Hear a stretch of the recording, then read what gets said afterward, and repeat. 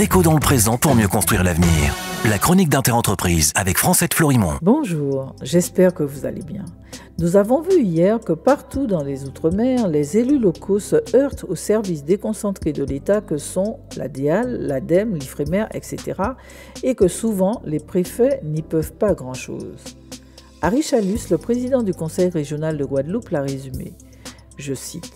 L'État n'est pas assez en conseil et en accompagnement.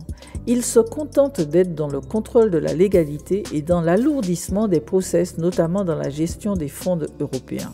Fin de citation. Ce souhait d'un État partenaire qui co-construit avec les élus locaux ne doit pas surprendre venant d'un élu qui, dès son premier mandat, s'est formé à la finance publique et au fonctionnement de l'État, reconnaissant ainsi la complexité de la tâche. À l'époque, il était l'un des rares nouveaux élus à l'avoir fait. Les nombreux errements pointés par la Chambre régionale des comptes montrent que tous les élus devraient systématiquement se former à la chose publique et faire des piqûres de rappel régulièrement. Les réponses du président de la région Guadeloupe ont également été intéressantes en ce qui concerne l'organisation de l'État outre-mer. Depuis 2021, l'État a signé avec les territoires des contrats de convergence concertés qui instaurent notamment la mise en place de conférences territoriales de l'action publique réunissant préfets, présidents de régions, de collectivités, du département, les EPCI, etc. Le nouveau lieu de concertation a été expérimenté en Guadeloupe lors de la crise sanitaire. Je cite Harry Chalus. Cette co-construction est le fondement même de la démocratie. Fin de citation.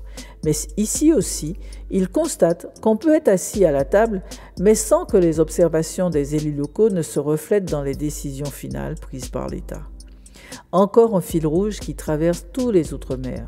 Si le législateur crée des instances dans la noble intention d'associer les acteurs locaux, ces nouveaux lieux de concertation ne donnent pas pour l'instant leur pleine mesure. D'une part parce qu'ils sont récents, d'autre part parce qu'ils n'associent encore pas tout le monde, enfin parce qu'il est difficile de changer les mentalités. En effet, quand le local a peu été pris en compte pendant des décennies, il n'est pas aisé pour les fonctionnaires d'État de changer les pratiques du jour au lendemain, même si les textes les y obligent. Faudra-t-il inscrire cette obligation de concertation dans la Constitution ? Il est également intéressant d'observer que, sans doute par mimétisme, les élus locaux entre eux ont les mêmes pratiques qui peuvent être qualifiées d'abusives. Un exemple ?